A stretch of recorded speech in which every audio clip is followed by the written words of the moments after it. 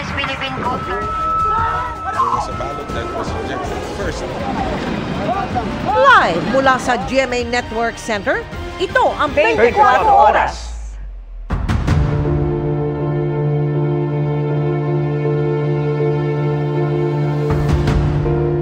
Magandang gabi po, Luzon, Visayas at Mindanao. Iilan lang ang mga mamahaling sasakyan ng pamilya Diskaya na dinatna ng Bureau of Customs sa kanilang compound sa Pasig ngayong araw. Sa 12 luxury cars na nasa warrant, dadalawa lamang ang inabutan. Git ng mga Diskaya, legal lahat ng kanilang sasakyan at walang itinatago. Pero sa impormasyong nakuha ng isang senador, 80 ang mga sasakyan ng pamilya at 40 dyan ang luxury car. Nakatutok live si June Veneracion. June! Vicky, Emil, Mel, ilang minuto pa lang ang nakalilipas ay sunod-sunod nating nakita ang pagdating ng ilang luxury vehicle dito sa compound ng pamilya Diskaya dito sa Pasig City. Ilan sa mga ito ay yung mga hinahanap na sasakyan ng Bureau of Customs kaninang umaga tulad ng Bentley at Toyota Tundra. Hindi malinaw kung saan ang galing ang mga sasakyang yan na subject ng search warrant mula sa korte para malaman kung nabayaran ba ng tamang buwis. Narito ang kabuang report. Target dapat ng Bureau of Customs sa tuntunin ang luxury cars ng pamilya Diskaya sa kanilang compound sa Pasig. Kasunod ito ng pag-amin ni Sara Diskaya sa pagdinig ng Senado kahapon na may 28 luxury cars sa kanilang pamilya. Sa search warrant na bitbit ng Customs, 12 sa mga sasakyan ang kasama. Tingnan na natin kung nandiyan pa yung mga sasakyan ng Diskaya. Pero nang pasukin nila ang garahe, 2 lang sa mga nasa warrant ang kanilang inabutan. Isang Maserati at isang Land Cruiser. Merong Escalade pero hindi naman ito sakop ng warrant. Gusto sanang alamin ng Customs kung bayad ang mga ito ng tamang buwis. Huwag tayong mangamba dahil mahuhuli naman po natin. Saan man po yan itinatago. Kung itinatago man, ine-encourage ko ang pamilya ng Diskaya na voluntarily i-surrender na nila yan sa Bureau of Customs. Wala na sa compound ang ilang nasa warrant na na-videohan ng GMA Integrated News sa garahe ng mga Diskaya noong nakaraang Oktubre. Naroon pa noon ang isang Rolls-Royce Cullinan, isang Bentley, 2 Lincoln Navigator, isang GMC Yukon at isang Toyota Tundra. Naroon din noon ang Maybach na inamin ni Diskaya na pagmamayari niya sa Senate Blue Ribbon Committee hearing kahapon. Kagabi pa raw na sa labas ng compound ng mga Diskaya ang mga tauhan ng Bureau of Customs at ng pulisya. Pero bigo silang isilbi ang warrant noon. Boss, kailan lumabas yung mga sasakyan? Paliwanag ng kampo ng pamilya Diskaya, nagkataon lang na wala ngayong araw ang karamihan ng mga mamahaling sasakyan. Ginagamit ho kasi yung ibang sasakyan. So yung iba naman for maintenance, yung iba naman nailagay sa isang lugar kasi preemptive measures sila ngayon kasi nagbabaha dito sa Pasig. Pwede tinatago? Hindi po tinatago. Bakit naman po itatago? Illegal po yung mga yun. Pero gate ng kampo ng mga Diskaya, legal na nabili ang mga sasakyan sa mga car dealers gaya ng Speed 7 Corporation, Auto Art Corporation at Freebell Import and Export Corporation. Wala naman ho nagbabawal na bumili ka ng ganitong sasakyan na mamahalin. Wala po. At ang sinasabi nyo, nabili yun sa pamamagitan ng malinis na pera? Ayos po. Yung mga allegation na hindi nasa illegal, hindi po totoo yun. Pinuntahan ng GMA News sa isang address ng Auto Art sa White Plains sa Quezon City. Pero sarado ito at walang mga signage. Sinusubukan pang makuha ng GMA News ang panig ng Freebell at Speed 7. Sa pagdinig ng Senado kahapon, sabi ni Senador Tito Soto, dati nang nasangkot ang Freebell sa umano'y smuggling ng mga Bugatti noong 1 taon. Ayon sa Customs, bukod sa mga Diskaya, ay iniimbestigahan na rin kung meron din mga mamahaling sasakyan ang iba pang contractor at personalidad na nadadawit sa mga questionableng flood control project. Nagkataon lang, ito yung nauna natin makuwanan ng search warrant at obviously, ito yung nasa social media na napaka high profile, ano? Hindi lang po Diskaya ang ating tinitingnan. Sa Senado naman, sabi ni Senador Jinggoy Estrada, may impormasyon siya mula sa LTO na hindi lang 28, kundi 80 ang mga sasakyan ng mga diskaya. 4 na puro dito ay luxury cars. Sa susunod na pagdinig ng Senado, ipapatawag na rin daw ang asawa ni Sara na si Pacifico Curly Diskaya. Nakakalulang yaman po ito.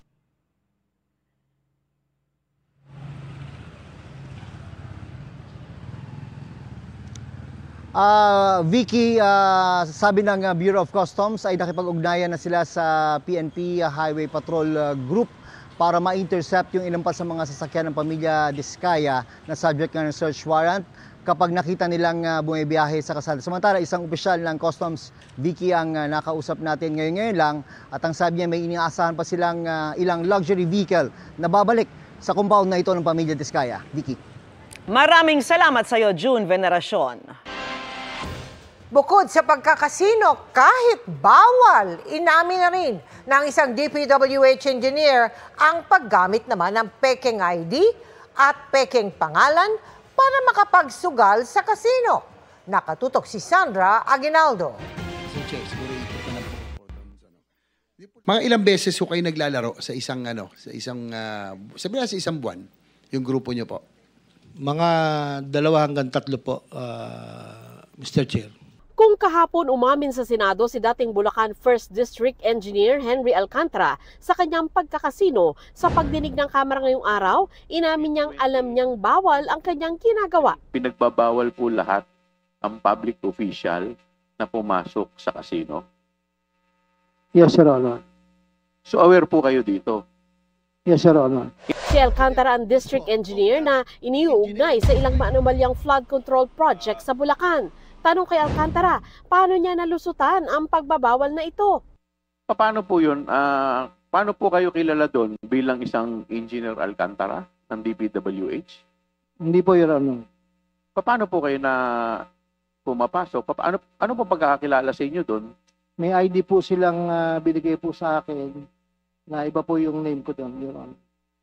Ibang name ang binigay sa inyo? So gumagamit kayo ng alias? Yes, Your Honor. Kahapon lumabas sa pagtatanong sa Senado na bukod kay Alcantara, kasama rin niya sa pagkakasino ang mga dati niyang kasamahan sa Bulacan 1st Engineering District na si Engineer Bryce Hernandez at Engineer JP Mendoza. Ayon sa mapagkakatiwalaang source ng GMA Integrated News, kasama ni Alcantara sa pagkakasino ang 2. Ang alias daw ni Alcantara sa kasino ay Joseph Villegas, habang Marvin de Guzman si Hernandez at PJ Asuncion si Mendoza. Sa hiwalay na briefing sa Kamara ng Philippine Amusement and Gaming Corporation o PAGCOR, tinalakay din ang pagsusugal-an nila ng ilang government employee at mga halal na opisyal.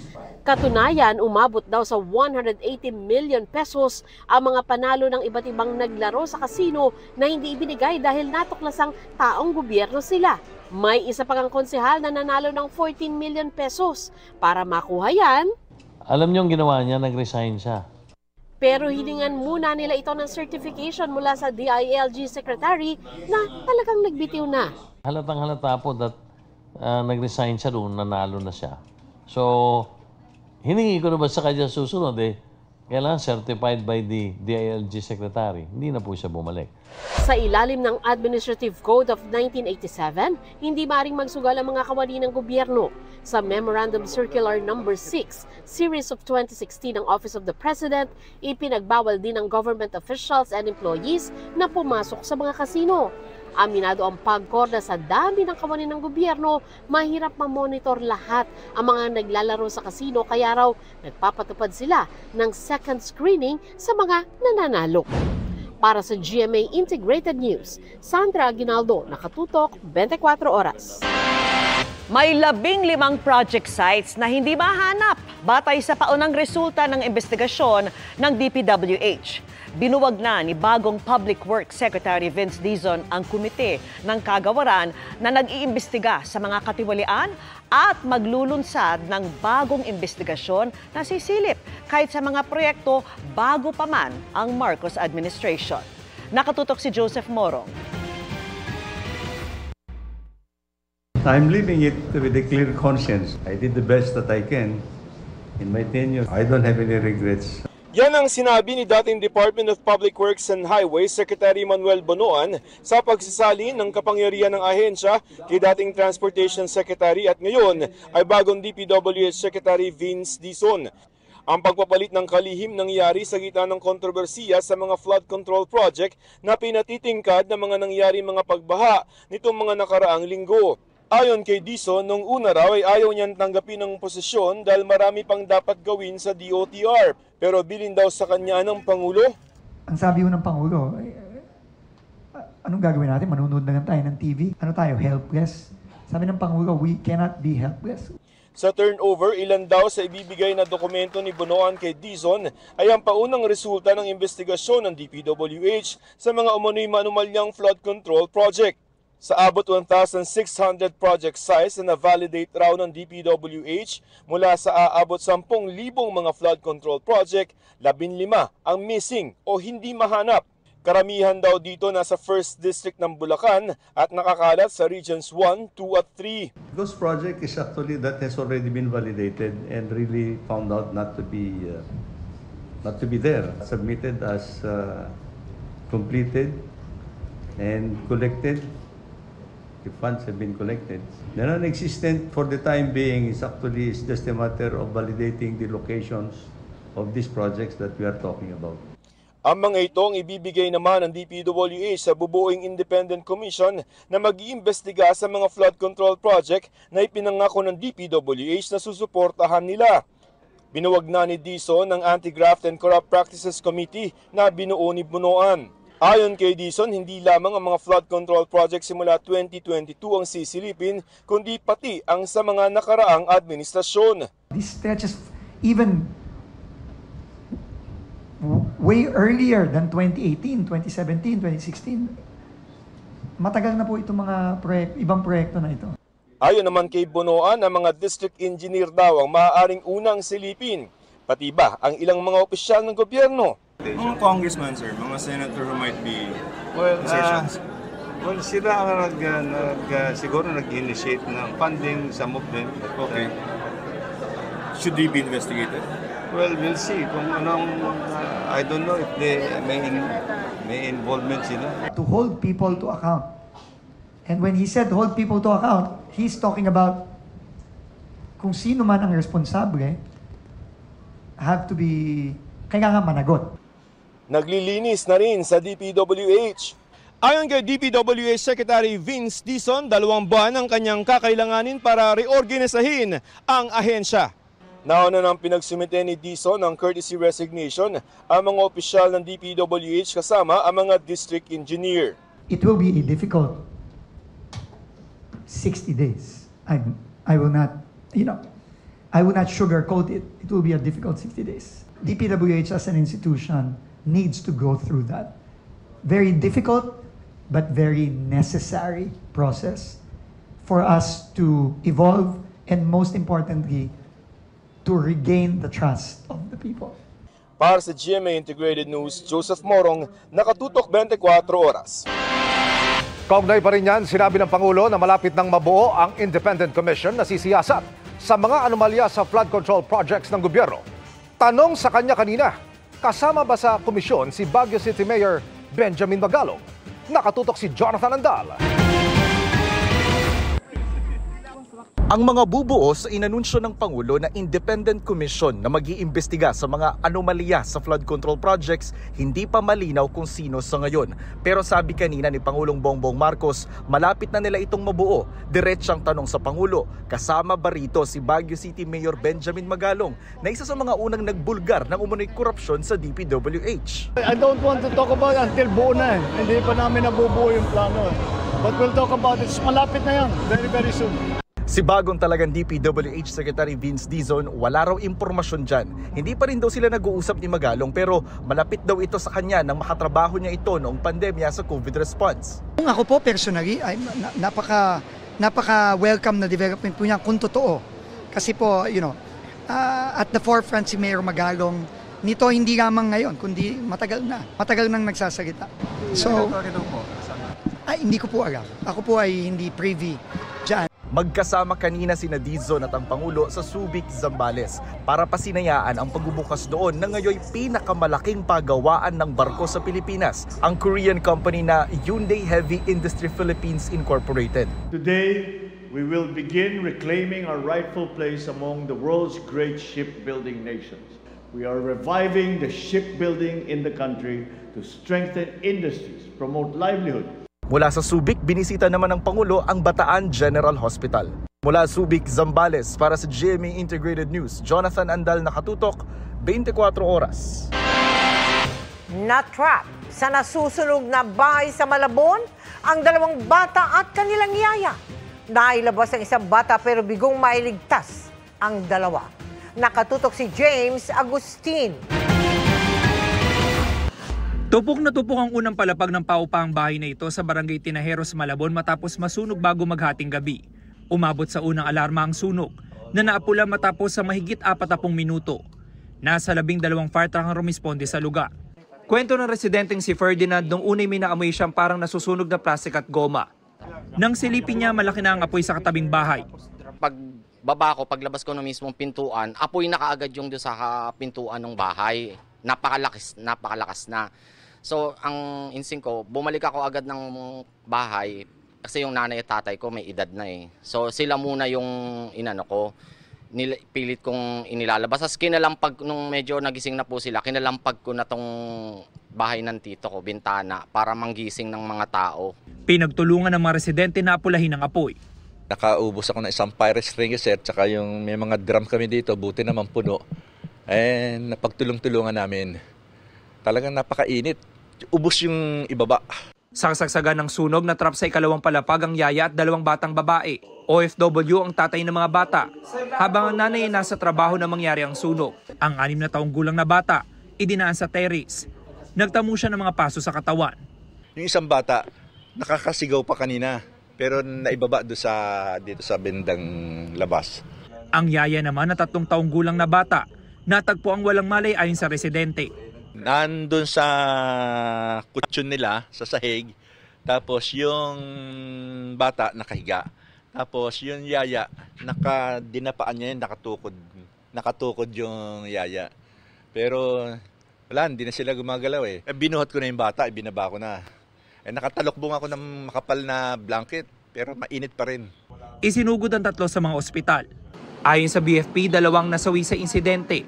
May 3 years old na namatay, babae, and then yung yaya na around 40 years old na namatay din due to suffocation. Inoobserbahan naman sa ospital ang 6 na taong gulang na bata. Inaalam pa raw ng BFP ang sanhi ng apoy. Para sa GMA Integrated News, James Agustin, nakatutok, 24 oras. Short-lived intense rainfall, ganyan kung tawagin ng Pag-asa ang naranasan nitong Sabado sa Quezon City na nagdulot ng mabilis na pagbaha.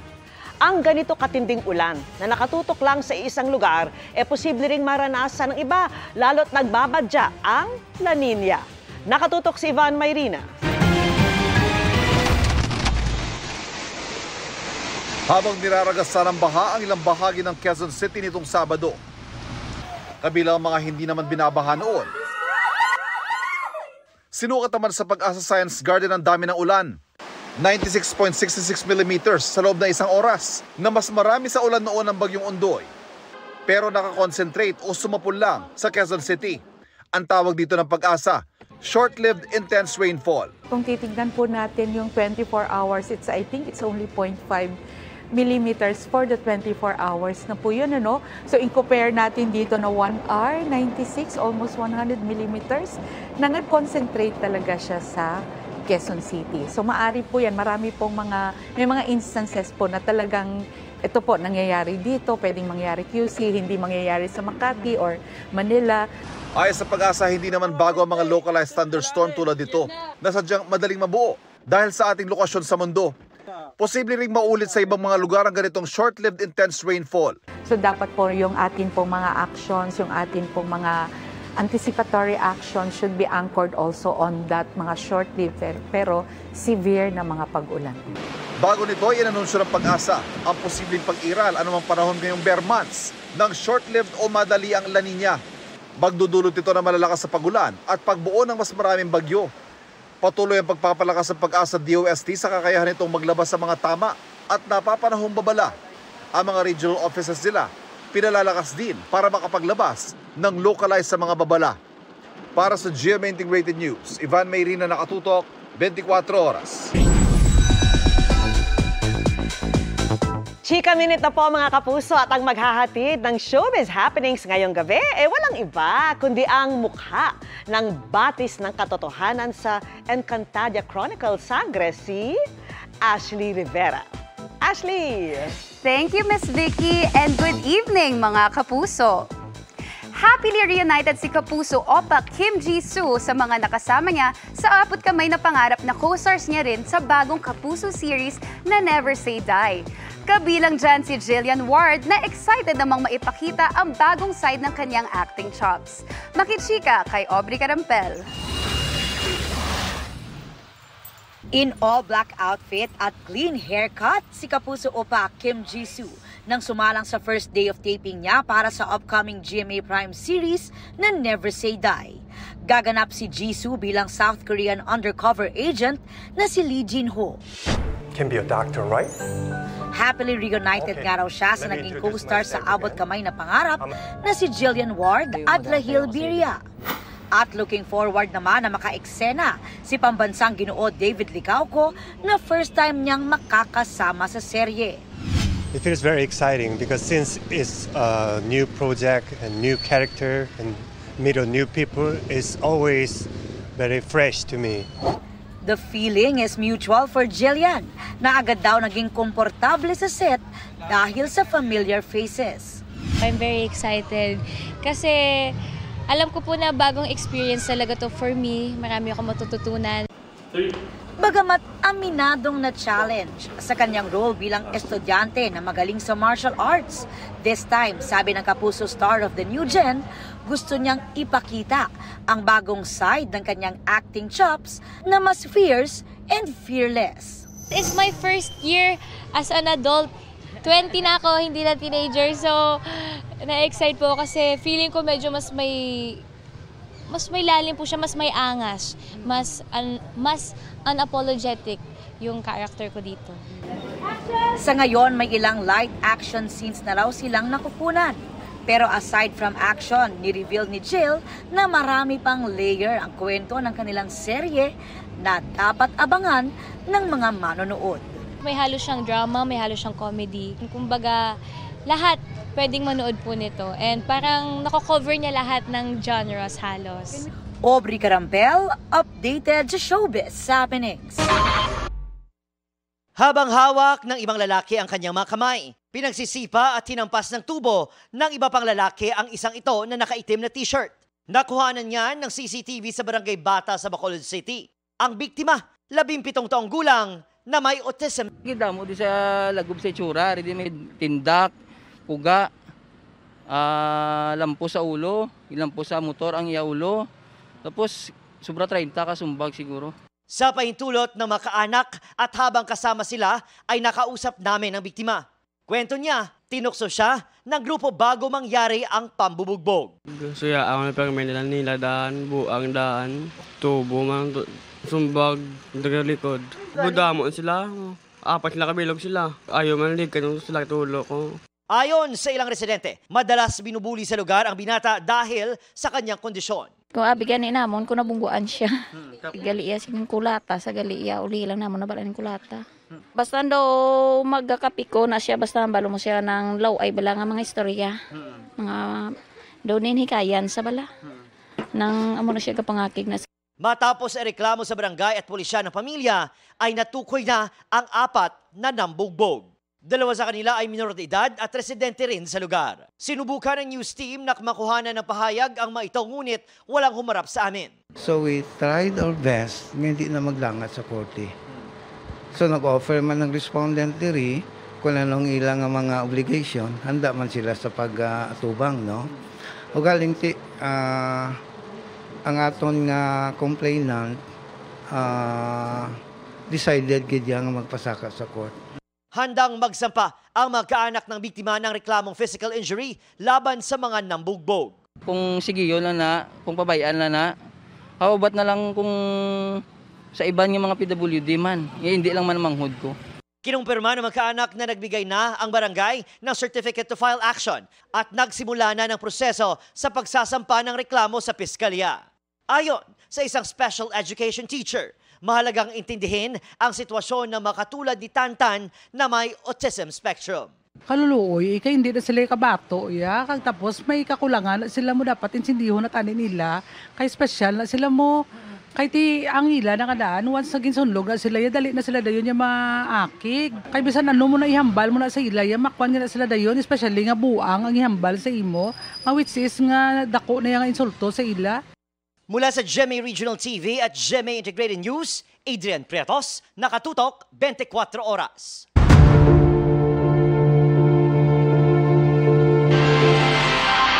Duda si Vice President Sara Duterte sa investigasyon sa flood control projects na ang pasimuno ay kaya anyang tukuyin ng Pangulo sa loob lang ng isang araw.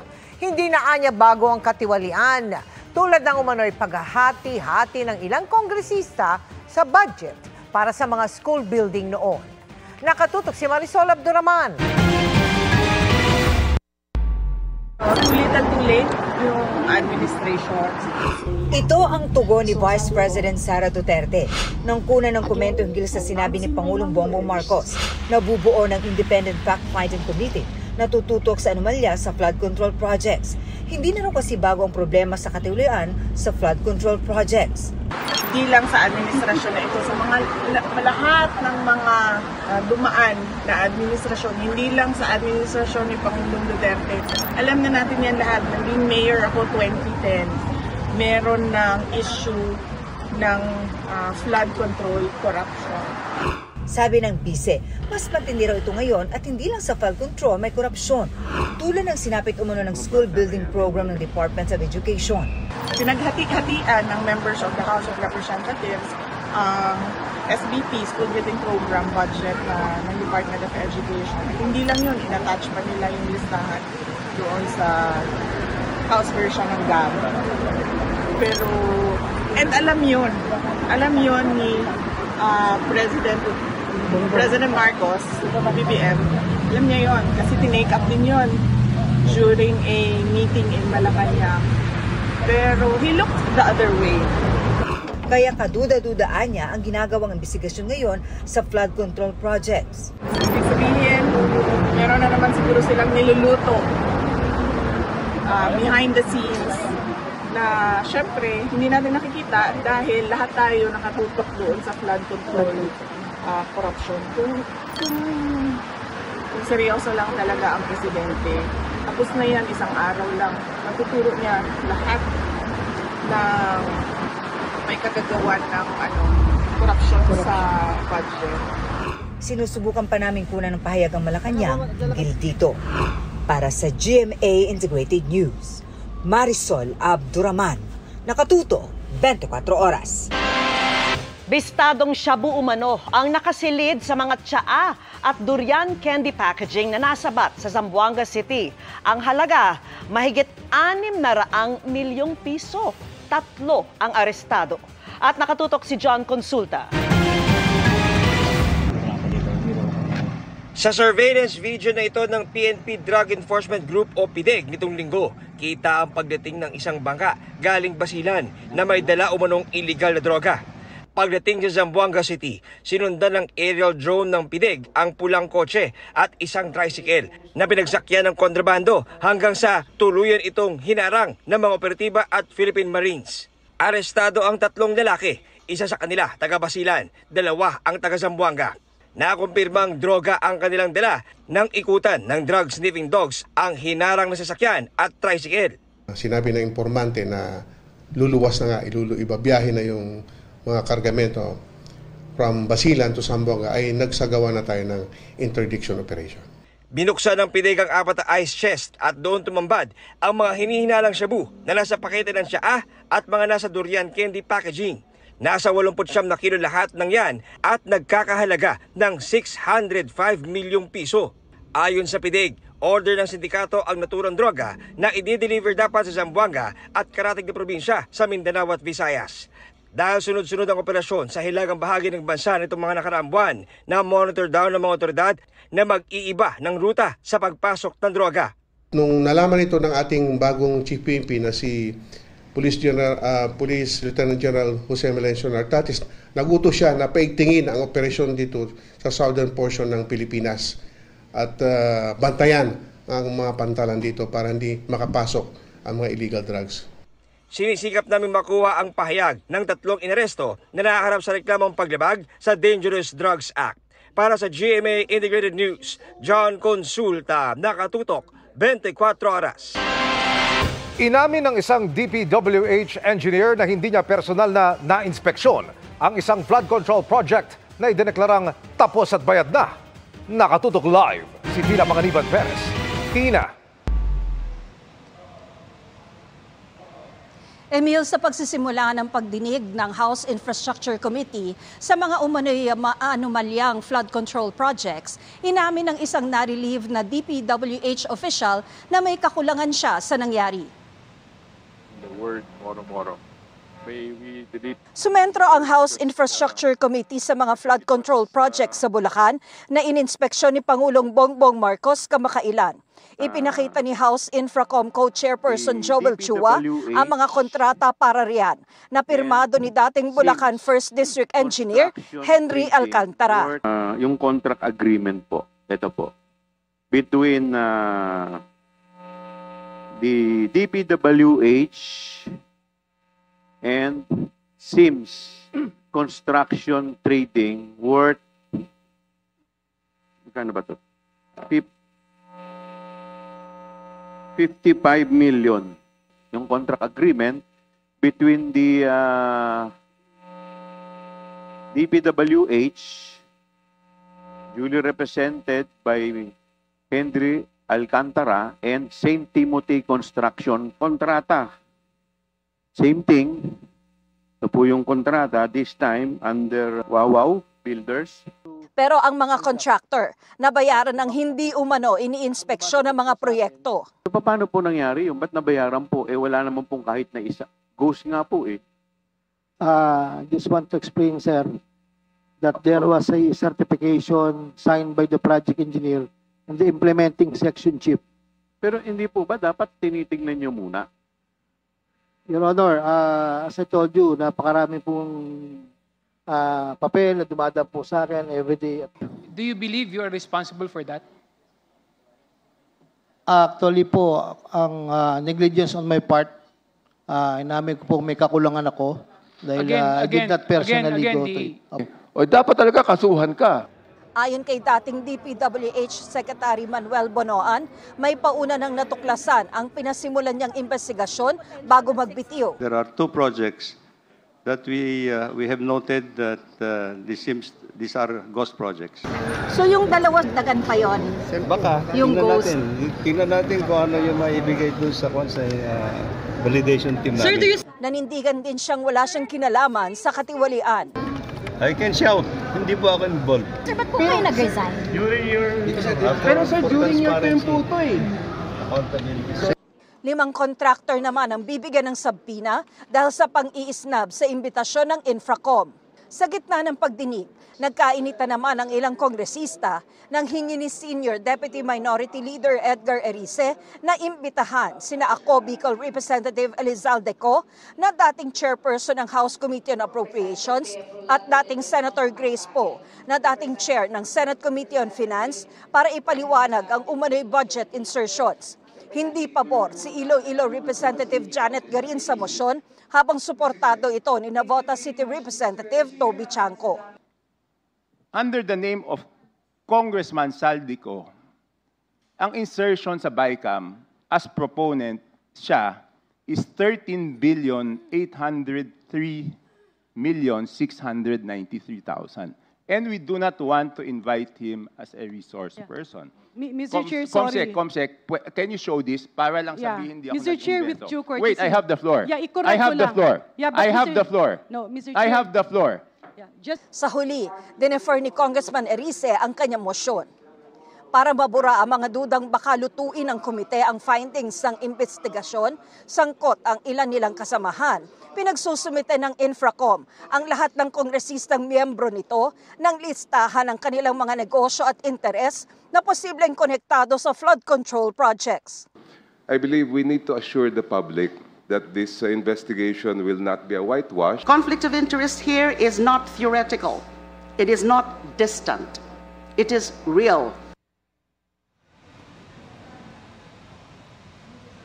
Sinuspende ang pagdinig pasado alas 6 ng gabi pero pagdedesisyonan pa ng House Infracom kung kailan ang susunod na hearing. Emil? Maraming salamat, Tina Panganiban Perez. Hindi na pinayagang makapaglaro sa liga sa Cagayan de Oro City ngayong taon ang dalawang koponang nagrambulan sa gitna ng laro. Ang kanilang pisikalan sa liga, tinutukan ni Cyril Chavez ng GMA Regional TV. Larong nauwi sa pisikalan, paniniko at panunulak. Pero makailang ulit mang pinituhan ng foul ng referee, tila di mapigil ang tensyon sa liga ng basketball sa Barangay Agusan sa Cagayan de Oro City noong linggo. Ang tila sadyang pangbabraso ng player na ito, naging mitsa para maging boxing ang dapat sana'y basketball lang. Maraming umawat sa nagkasagupang dalawang kupunan kasama ang chairman ng barangay. So wala naging napunggan. In fact, dying seconds naman lang ang tato nga naitabo. So nag-foul ang pikas nga team. Then pag umanog free throw, ni balos mo itong pikas mo itong wagid na napunggan, ni irap gid ang kagubot. Matagal na raw may alitan ang dalawang grupo dahil sa kanilang mga laro sa iba pang liga sa ibang barangay. Pero dahil sa pangyayari, kinausap ng barangay ang team managers, kabilang ang coach at players ng dalawang team at hindi na sila pinayagang makapaglaro pa sa liga ngayong taon. So most likely ang katong duha ka team di nato ipabalik kay mo lagi di man pwedeng ang ato is lingaw-lingaw man unta tungod kay upcoming pod ang ato ang fiesta. Ayon sa Cagayan de Oro City Police, ipinablatter na ang insidente pero wala pa namang nagsasampa ng kaso. Manghinaunta nga dalhon nila sa bugnaw nga pamaagi o i-instill sa ilang hunahuna ang spirit of sportsmanship. Mula sa GMA Regional TV, ako si Cyril Chavez, nakatutok 24 oras. Nagsorry si Leyte 4th District Representative Richard Gomez sa pag-post niya online ng mga pribadong impormasyon ng ilang media personnel na humihingi ng panig niya tungkol sa flood control project sa kanyang distrito. Sensitive information has been removed. I understand that the media endeavored to get my side of the story. I acknowledge your efforts. I'm sorry and I could have handled it better. Sa pahayag kamakailan ni House Deputy Speaker Representative Ronaldo Puno, sinabi niyang pwedeng imbestigahan ng Ethics Committee ng Kamara si Gomez dahil sa ginawa niyang pag-post. Pero sagot ni Gomez, dinidepensahan lang niya ang sarili. Sa parehong privilege speech, inakusahan din ni Gomez si Matag-Ob Leyte Mayor Bernie Tacoy ng anyay pag-sensationalize sa maling impormasyon. Noong nakarang linggo, ipinatigil ni Tacoy ang flood control project sa kanyang bayan na hindi pa man tapos ay nasira na agad. Sinusubukan naming hinga ng pahayag si Mayor Tacoy kaugnay ng banat ni Gomez.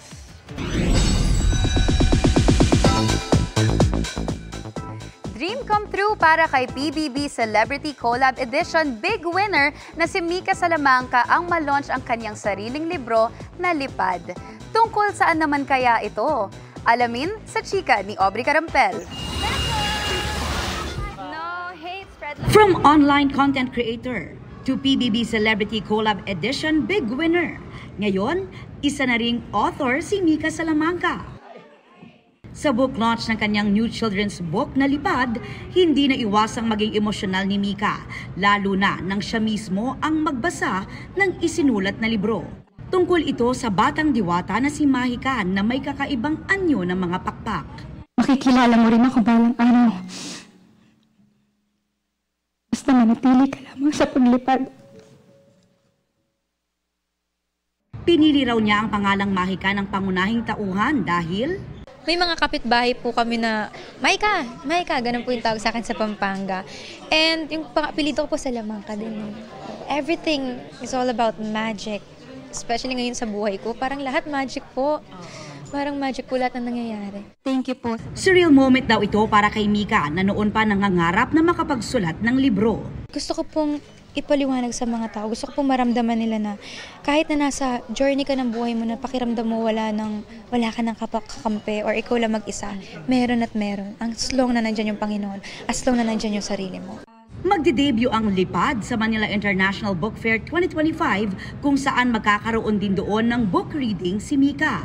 Siyempre, full support daw sa kanyang bagong milestone ang kapwa big winner at kaduo na si Brent Manalo.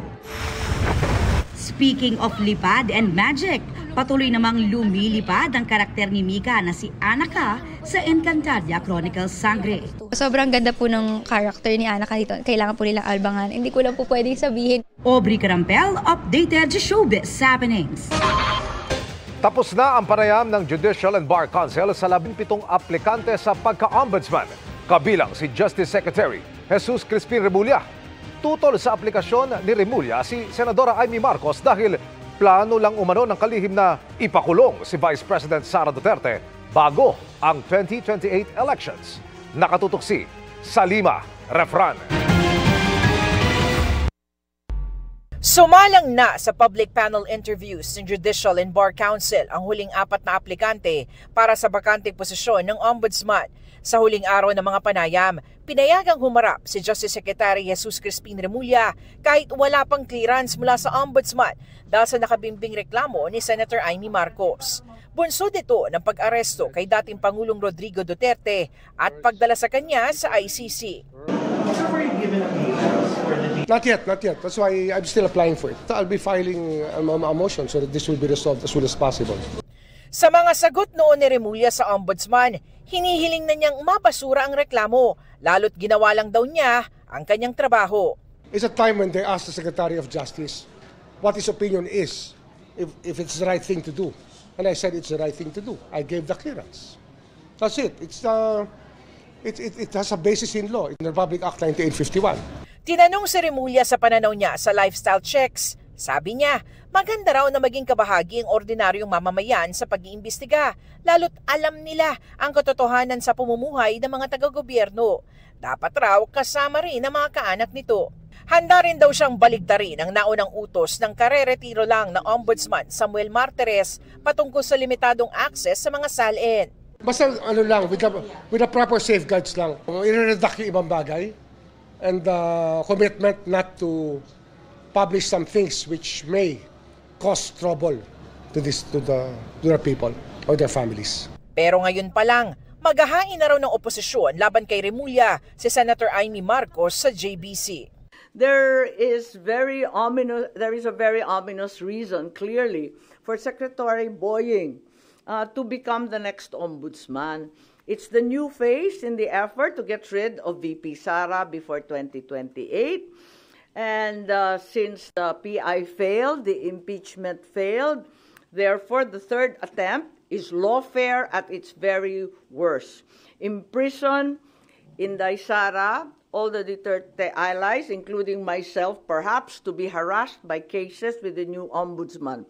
Plunder will be the name of the game, no bail, and imprisonment until 2028. No comment. I don't want to comment. Mahalaga at makapangyarihan ang posisyon ng Ombudsman. Yung main role niya is to investigate and to prosecute yung mga illegal acts or omissions ng ating mga government officials and employees. Pwede rin siya magpataw ng mga parusa tulad ng suspensyon o pagtangkal sa pwesto, pati na diskwalifikasyon sa paghawak muli ng posisyon sa gobyerno. May termino siyang 7 taon at pwede lamang matanggal sa pamamagitan ng impeachment.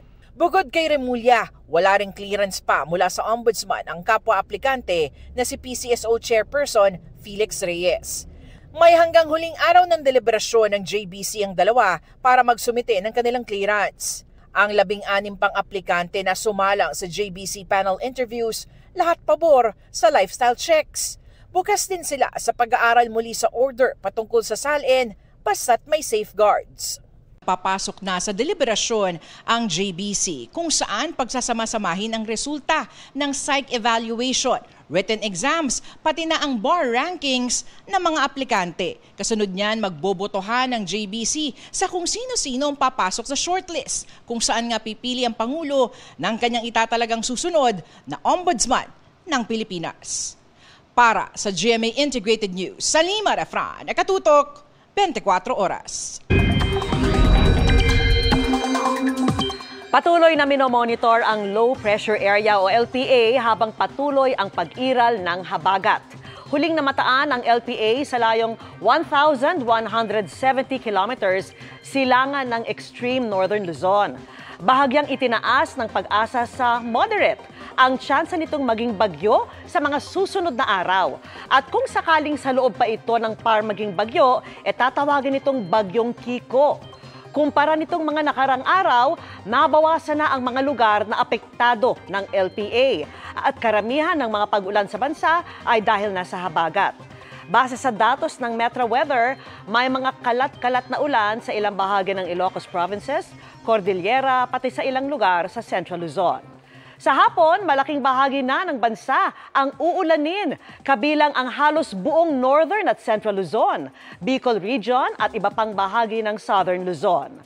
May matitinding buhos ng ulan kaya maging alerto pa rin sa posibleng pagbaha o landslide.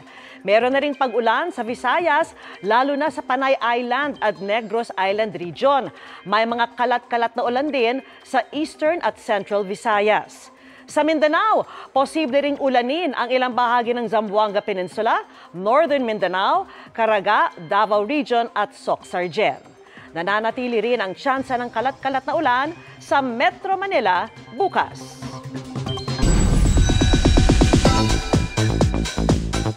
The Kapuso stage is set for another season of The Voice Kids Philippines this September. Pero bago kumilatis ng young aspiring talents, nagkuwento muna ang coaches sa GMA Integrated News interviews tungkol sa kanilang on and off screen na samahan at mga paghahanda as mentors. Makichika kay Nelson Canlas. Coach Julie! Nagbabalik as coaches sa The Voice Kids Philippines sina Julian San Jose. I can't ask Coach. Guess who's back? At Billy Crawford. And this time, makakasama nila ang balladeer, singer-songwriter na si Sak Tabudlo.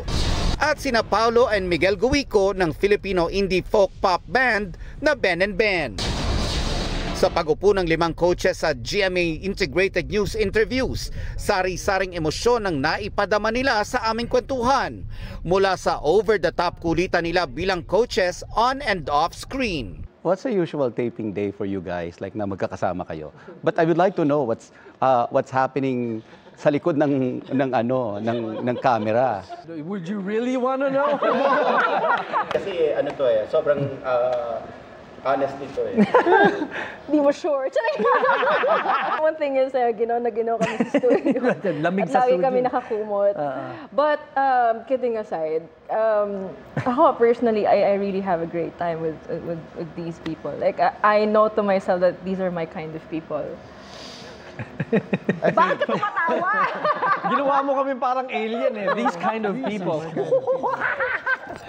No, because syempre, it takes, so much energy and honesty. Especially, sobrang laking bagay niya kapag nasa workplace ka. At dahil they are shaping the lives of new talents, kailangan din ang seryosohan sa kanilang trabaho. These kids are very smart and they have one goal, and one goal is to win. The most important part about the competition is not winning. It's just securing your place and to being remembered for the rest of your life. You just have to perform like it's your last. Naghahanda na rin sila sa lungkot na sigurado raw na mararamdaman nila as they journey into the competition. Ano yung mga inaasahan yung heartbreaks dito? Yung parang mga bagets ito mga bata Nako, yun nga po, non-stop sila sa sabi na, guys, prepare for the heartbreak. At the end of the day, we know it's a competition. And we know that not everyone can get in. Sobrang grabe rin kasi ako ma-attach. So, hindi rin ako naglo-look forward to the process. But, I think yung bottom line din for us, of course, given na it's a competition, is magawa lang namin yung task of really bringing out the best in these kids and making sure na they know na we believe in them. I think masabi namin na we did our job. At hindi rin maiiwasan ng kaunting nostalgia. Lalo pat baon daw ng coaches ang mga pinagdaanan nila as young performers na puno hindi lang ng tagumpay, kasama na rin ng criticism and failure along the way na maaari nilang ibahagi sa mga bata ng The Voice Kids. I know this is going to be a full circle moment for you dahil naging contestant ka rin and of course sumali ka sa The Voice Kids dati, 2014. So how does it feel now na judge ka na or coach ka na?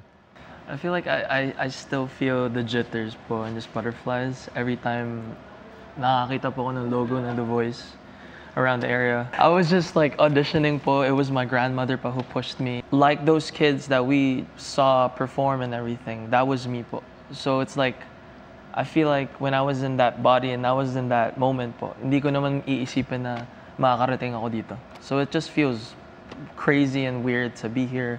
At the same time, I'm really blessed po. Nelson Canlas, updated sa Showbiz Happenings.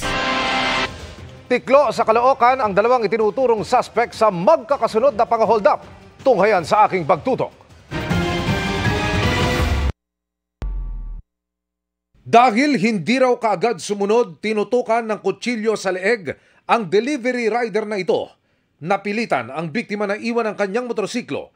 Saka naman pumasok ang ikalawang suspect at hinalugog ang mga naiwang gamit ng biktima. Nangyari ito sa area ng Caloocan kamakailan at ayon sa Northern Police District. Isa ito sa mga mapangahas na pang-hold up na kabilang sa halos 70 robbery hold-up incidents. Isa ito sa mga mapangahas na pang-hold up na kabilang sa halos 70 robbery hold-up incidents na naitala mula Enero hanggang Hunyo 2025. Ito naman, kuha sa monumento. Kita ang umano'y dalawang hold-upper habang sinusundan ng kanilang bibiktimahin. Tandem nga sila, no? Tapos, habang pagkalagala, tinatingnan nila kung sino yung potential na pwedeng maganda cellphone tapos madaling biktimahin. Hindi na kuna ng CCTV ang aktual na pang-hold up dahil isinagawa raw ito sa lugar na walang kamera. Pero ayon sa 25 anyos na teacher at sa 13 anyos na estudyanteng kasama niyang biniktima, tinutukan din sila ng dalawang suspect. Ang nasa isip ko na lang, ibigay yung gamit. Kasi may nakita po akong patalim siya kabaril. Tinangay ang smartphone ng teacher, pati ang sa kasama niyang estudyante. Di po ako makalaban kasi baka po pag lumaban pa po ako, po nila ako nun. Kagabi, nadakip ng Special Operations Unit ang dalawang suspect. Na-recover sa kanila ang isang kalibre 38 baril. Positibo silang kinilala ng mga biktima pati na ng iba pang na-hold up sa area ng monumento na pinatawag ng pulisya. Mga estudyante, minsan minor or minsan yung mga empleyado na walang laban na lalaban, walang lakas lalaban. Tapos minsan nahuli sila, no? Natatakot naman mag-file ang mga biktima at nakakalaya din. Alam ko may mga na-hold up pa sila at ito na yung pagkakataon na maraming pang mag-file sana ng kaso para hindi na makalaya. No comment ang mga suspect. Para sa GMA Integrated News, Emil Sumangil, nakatutok 24 oras. Iginiit ng isang kontraktor na personal niyang pera ang 30 milyong pisong donasyon sa kampanya ni Senate President Chis Escudero noong 2022. Maisinusulong naman ang mga kongresista laban sa ilang opisyal ng Philippine Contractors Association Board o PCAB. At nakatutok si JP Soriano. Sa pagdinig ng Kamara ngayon kaugnay sa mga maanumalyang flood control project, ang alegasyon ni Zambales 1st District Representative Jefferson Conghun sa humarap na opisyal ng Philippine Contractors Accreditation Board o PCAB na si Attorney Herbert Matienzo. Papaimbestigahan ka namin, Attorney, kasi ang ano namin, ang info sa amin, nakatira ka sa Ayala Alabang at ang dami mong sasakyan. Hindi po. Anyway, Mr. Chair, yun lang po. I-request natin na i-lifestyle check itong si attorney dahil ang balita rito, ito yung pasimuno na nagbebenta ng ng mga registration sa pickup. Ako po ay nakatira lamang po sa Kupang Muntinlupa po. Nauna nang nabanggit sa privilege speech ni Senador Ping Lacson at lumabas din sa pagdinig ngayon sa Kamara ang umano'y accreditation for sale na modus umano sa PCAB. Ang PCAB ang nagbibigay ng mga contractor's license. Sa pagdinig, natanong din ang opisyal ng PCAB kung paano nabigyan ng contractor's license ang mga kumpanya ni Sara Diskaya. Gayong inamin mismo ni Diskaya sa pagdinig ng Senado kahapon na ang 9 na construction firms niya ay minsan nang nagsabay-sabay na magbid sa ilang flood control projects ng DPWH. Noong pong sila po ay nag-apply, hindi pa po lumabas na sila pa po ang beneficial owner. So why did not the PCAB do its job and at least call their attention? Kaya po nang nasabi ko po, Your Honor, ito po tinitingnan na po ng aming ahensya ngayon dahil kahapon lang po hayagang nabanggit po na sila po talaga ang beneficial owner po nung siyam na nabanggit pong construction company. Parang mahirap mapaniwalaan yun kasi same-same yung mga pangalan ng mga companies nila. Dahil sa pag-amin ni Diskaya, sabi ng PCAB, we plan to institute an action po against the 9 companies po which Miss Sara Diskaya mentioned yesterday po na they sometimes all of them po join in the same bidding po, notwithstanding the fact that she also mentioned that they are the beneficial owners. Sumalang din sa pagtatanong ang may-ari ng Center Waste Construction and Development Incorporated na si Lawrence Lobiano. Si Lobiano ang kaibigan ni Senador Chis Escudero at nag-donate umano ng 30 million pesos sa kanyang kampanya noong 2022. Last 2 cycles of elections, 2022 and 2025, kayo po ba ay nagbigay ng donasyon sa sino man na kumandidato, whether local or national, sa huli mga eleksyon? 2022, Your Honor? Yes. Yes po, Your Honor. Kanino po yun? Kay Senator Chis po. Senator Chis Escudero? Yes po. And more or less, magkano po daw ang inyong na-donate sa kampanya ni Senator Chis? 30 million po. Pero paglilinaw ni Lobiano, personally ko po, donation or nag-donate po ako kay Senator Chis yung 30 million. Hindi po galing sa company yun, galing po yun sa akin as a person. Kahapon, sinabi ng COMELEC na may 31 construction company na may kaugnayan sa ilang national candidate noong eleksyon. Para sa GMA Integrated News, JP Soriano, nakatutok 24 oras. Nostalgic para kina Charlie Fleming at Marian Osabel ang pagbisita nila sa Cagayan de Oro City, lalo't pareho silang tubong Mindanao. Nagpasaya rin sila ng mga kapuso sa isang pista doon.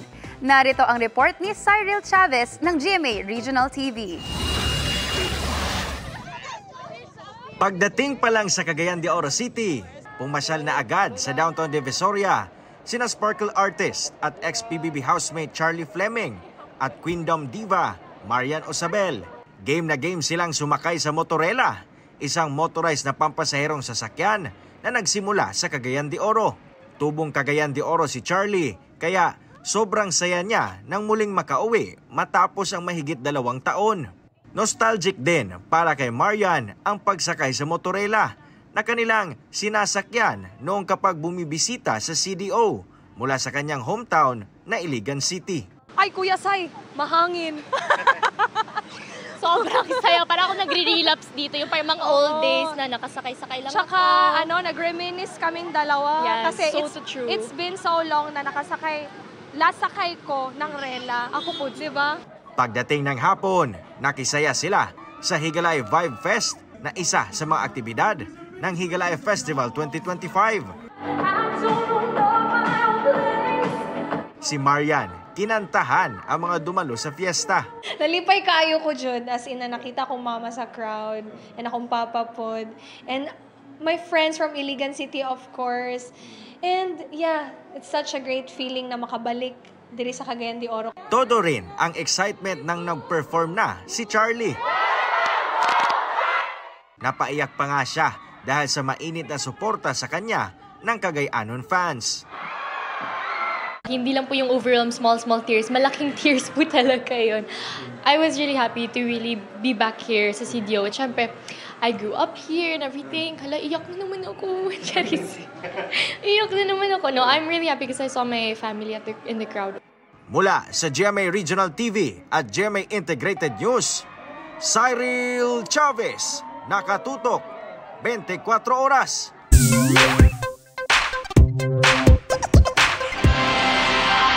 Usapang boxing naman. Pero hindi ito yung nakasanayan nating panoorin, ha? Sa halip kasi, mga kapuso, nasa boxing ring, sa isang mahabang kawayan ang laban. Yan po ang highlight sa Pinyahan Festival sa Polo Maloc, South Cotabato. Pinaagi sa akong lubot. Grabe ang ibak, lubot. Bukod sa lakas ng suntok, palakasan din ng kapit ang labanan dahil ang maiwan sa kawayan panalo. Ang magkalabang ito nga kahit pa nakatiwarik, tuloy lang sa suntukan. Safe naman ang players na nakakomplete safety gear at may foam sa ilalim para naman sa malalaglag, yung mahuhulog. Suportado rin ng lokal na pamahalaan ang much-awaited event na ito na hindi pinalampas ng mga manonood kahit pa malakas ang ulan. Overage na ako dyan. Exempted.